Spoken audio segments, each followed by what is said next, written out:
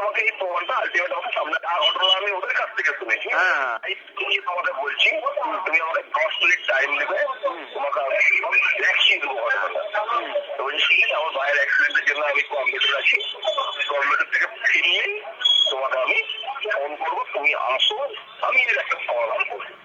আমি ঘটনা শুনছি, কিন্তু তোমার মুখ থেকে ঠিক উল্টো ঘটনাটা শুনলাম। ঘটনাটা তোমার মুখ থেকে শুনছি, যা ঘটনা আমি ওদের কাছ থেকে শুনেছি, মানে বাজারের থেকে হিসাবে যেটা শুনেছি, ঠিক ঘটনা আমি তোমার মুখ থেকে শুনছি।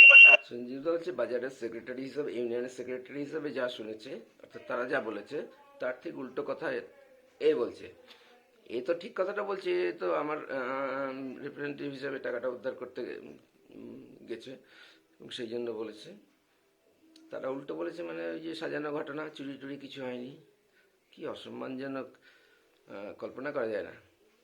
ব্যাংক তাদের সাপোর্ট করলো, তাকে সাপোর্ট করলো।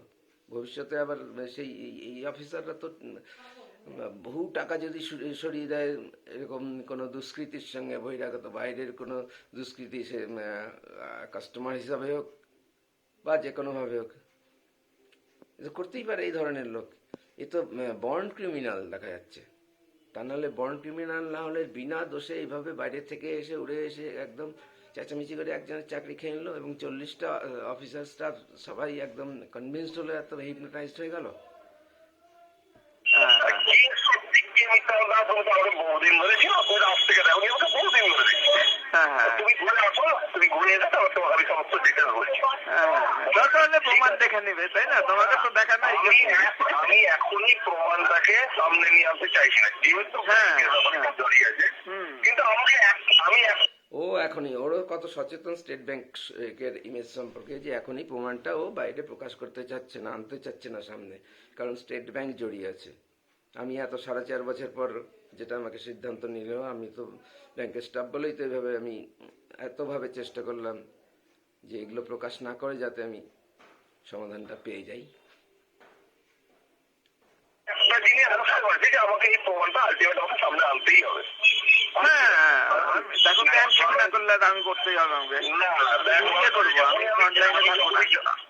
আমি যখনই জয়ন্ত কুন্ডু বা এই লেভেলে যাবো, জয়ন্ত কুন্ডু লেভেলে এখন যাইনি, আমি যখনই যাবো জয়ন্ত কুন্ডু লেভেলে যাবো, তখন কিন্তু আমাকে ঘটনাটা দেখাতেই হবে। কারণ জিনিসটা ওরা ভুলভাবে রিপ্রেজেন্ট করছে আমাকে।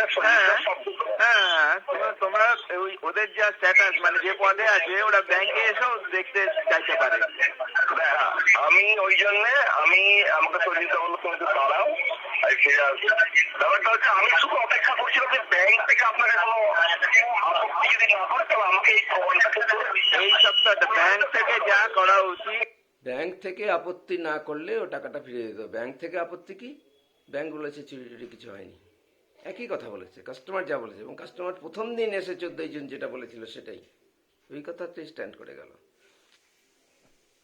ছি, স্টেট ব্যাংক অফ ইন্ডিয়া এটা সোজা কিছু করলো না, পাশাপাশি আমি তোমার টাকাটা উঠানোর জন্য আমি একটা জিনিস ক্লিয়ার হয়ে গেল, আমাকে এই যেটা আসছে আমি কাপড় লিখেছিলাম আমাকে ওই ওপেন করতে হবে, যে মানে আমাদের কাছে যে প্রুফ আছে সেই প্রুফটা এবার ওপেন করতে হবে। এটা একদমই গোপনে ছিল। এবার আমি সঞ্জিতটাকে আমি কালকে বলছিলাম, ঠিক আমি এর উল্টোটা শুনেছি, আমি কথাটা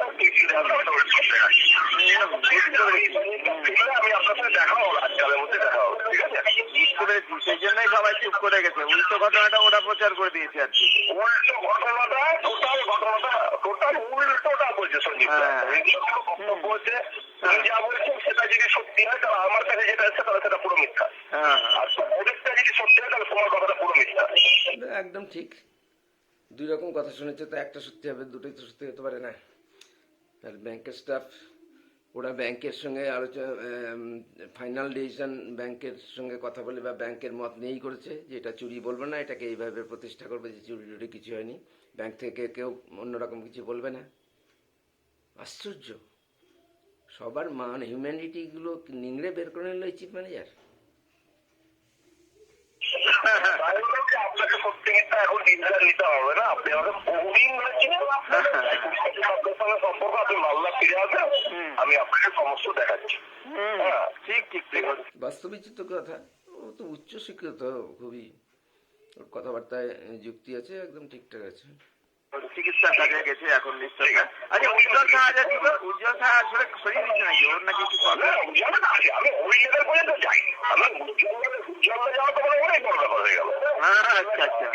আমি এই যেখানে ওদের এই মার্চে দরকার নেই এখানে, তবে আমি আর ওর সঙ্গে পরবর্তীকালে আরেকটা করেছি, সেটা আরেকটা খবর তো আছে আরেক দিকের।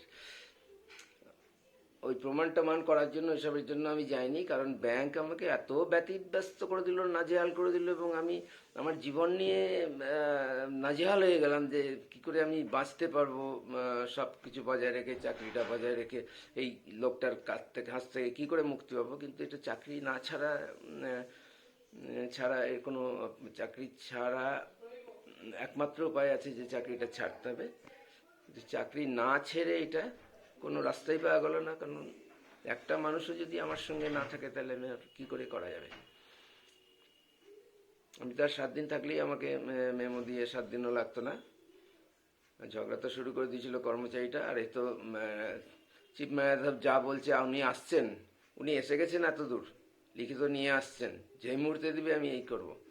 উনি যা বলবেন সেটাই হবে, উনি যা বলছেন সেটাই, ওটাই দিব্য দৃষ্টিতে দেখতে পাচ্ছেন যে কাস্টমার এটা করছে।